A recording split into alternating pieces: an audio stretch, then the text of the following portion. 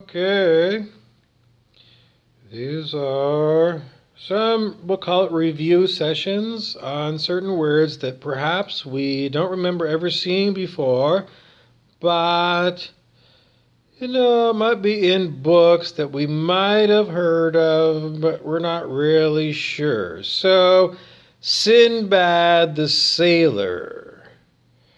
That was a book of stories from well before I was born, and I was born 57 cycles ago.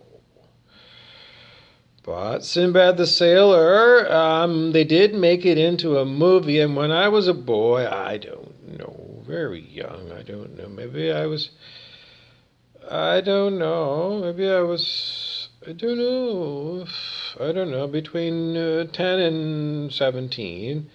They did have the movies about Sinbad and him meeting giant eagles, huge eagles, so big they were called a different species and they were called something.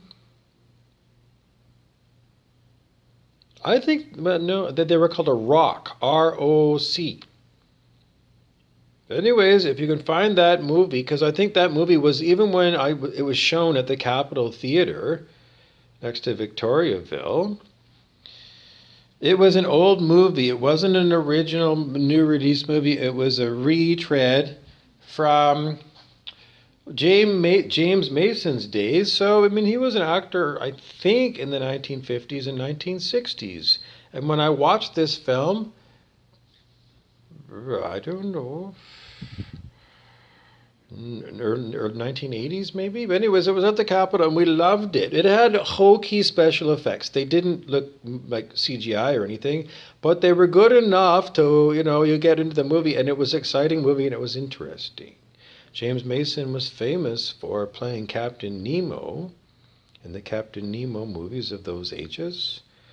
And there were books, Rudyard Kipling, Rudy, R-U-D-Y, Yard, Y-A-R-D, Rudyard. I don't know how you pronounce that word, Rudyard Kipling. Rudyard Kipling, Rudyard Kipling, Ruddy-faced Kipling. I don't know, Ruddy, Rudy, Rude. Anyways, Rudyard, it sounds like a foreign word to us in Canada. In Canadian English, Rudyard, it sounds like it comes from upper crust England. The aristocratic class, or people who were like their entourage. Nobody we know is called Rudyard, except maybe in the animated series of Bill Cosby and the Cosby Kids that we watched when I was like 8 years old or something. A little bit, not that much, but once in a while we watched a bit of that. Because I think Rudy was one of those animated characters along with Fat Albert. Anyways, if you saw it, maybe you'll get a visual and claircognitively or something that will come in. Rudy. Anyways, I don't know, but I don't know. Anyways, very hard. And Kipling, Kip N-O-L-L, as, I don't know, gay porn from, let's go 1974.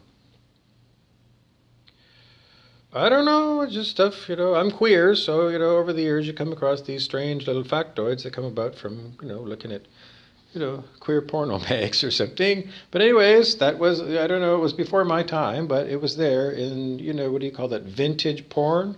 Well, that vintage porn, it was, a long time ago, vintage. And, there were pornographic, playing cards. These are playing cards here. Well, way back, let's go, I don't know, 1880s, maybe 1880s, and on the backs of these cards you might have naked ladies or, sexual congress going on or something in cards, and that was how they distributed porno in those days, playing cards, for example.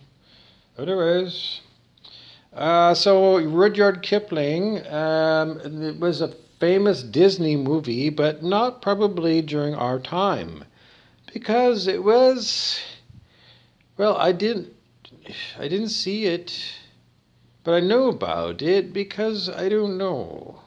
Anyways, it's called The Jungle Book, and the musical soundtrack of The Jungle Book, it's probably on YouTube.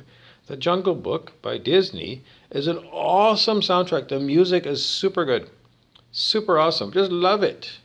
So play that if you can. Jot it down on a piece of paper, because that's what it is. The Jungle Book soundtrack, probably on YouTube, and give her a listen.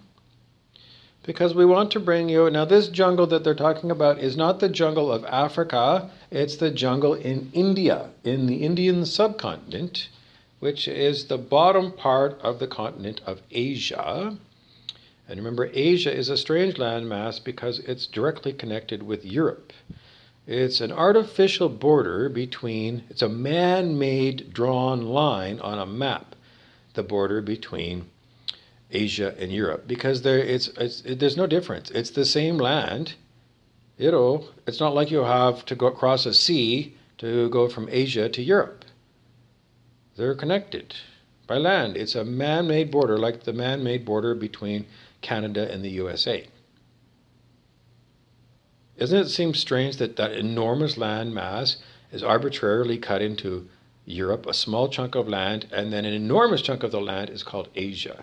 And of that enormous chunk of land, the bottom part of Asia is called a subcontinent called India, and it's the shape of a triangle. Anyways, the Jungle Book is set in British-ruled India. Why? Well, the British were a conquering race. And they had anyways, that's what the story of book learning history is. Is it true or not? I don't know. Why? Well, we want to question everything because Hollywood just creates stories and says that they're real, and a lot of our history we learn through movies, and a lot of times the movies give us doctored stories. They're not the correct truth, it's just a more convenient, dramatic truth. In other words, they want to spread a lie for whatever reason, and it's usually nefarious and horrible because in the end, they want all your children to go to Epstein's Island and then take a submarine boat ride, and through a canal and end up at Disney World, where at Club 33, some dirty old bastard is going to drink booze and fondle your kid. And then maybe your kid is going to disappear, and forever and forever and forever, they're going to mark that person as they disappeared and presumed murdered. Epstein's Island, folks, because we have to talk about it. Okay, so in the Jungle Book, we might see this word here, FAKIR, and I don't know, I'm going to guess how to pronounce it. Because, I've never been to India, and I've seen this word, but I've never heard anybody pronounce it officially. So I'm going to call it FAKER, or FAKIR. FAKER. And this one, we know this word in English, FAKER, that's a faker. That's someone who's lying and bullshitting. Heavy lying and heavy bullshitting is someone who's a faker. Because it ain't truth, it's lies. So this guy here, well, does he have the reputation of telling lies? Magic is what this guy's all about. So is he a master of illusion? Possibly. But if he's a faker, then possibly he's faking his magic, but this word is not the same as this word, because a fakir might be an authentic magician in Indian culture. This might be somebody who can do rope tricks. Indian rope trick, where he can, I don't know, it's like Jack and the Beanstalk, a rope just magically just levitates itself into, a rope ladder, and then the faker might climb this ladder, and at the top of the ladder, it's not attached to anything.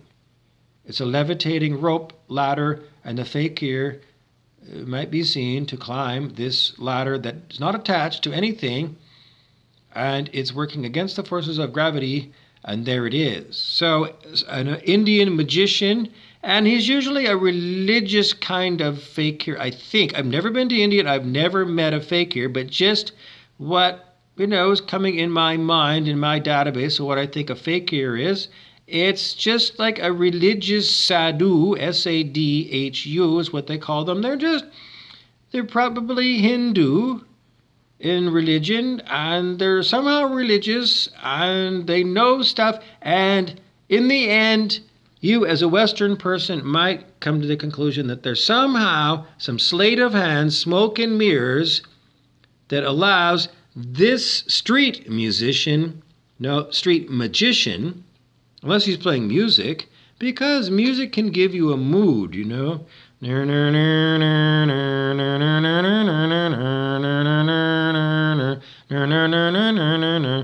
don't know, you can just get a mood, you know. Because quite often the mood music does put you in a different state of consciousness, brain waves, because a certain music might change you from being, I don't know, let's call it delta pattern to an alpha pattern. And different patterns allow the brain to do different things. And if you're an alpha, it might be hyper learning, but without a filter on it. So you might be getting a bunch of, well, unfiltered data going directly into your mind, which might appear to be the rope trip of the faker. Why? Well, just because that's how, you know, behind the scenes magic might be done. Maybe. Anyways, that's the story of the faker and the fakir. And don't forget that you should, I hate to say the word should, because a long time ago people said, I used to tell people, don't say shoulds. Well, I don't know. It was like something that I was trying out. But I'm going back to calling should, because should means a recommendation. And I am going to recommend the Jungle Book soundtrack for you to listen to and enjoy. And don't forget to look up just on the internet, wherever you want to look it up in a book or an encyclopedia, something to do with FAKIR and the Indian rope trick.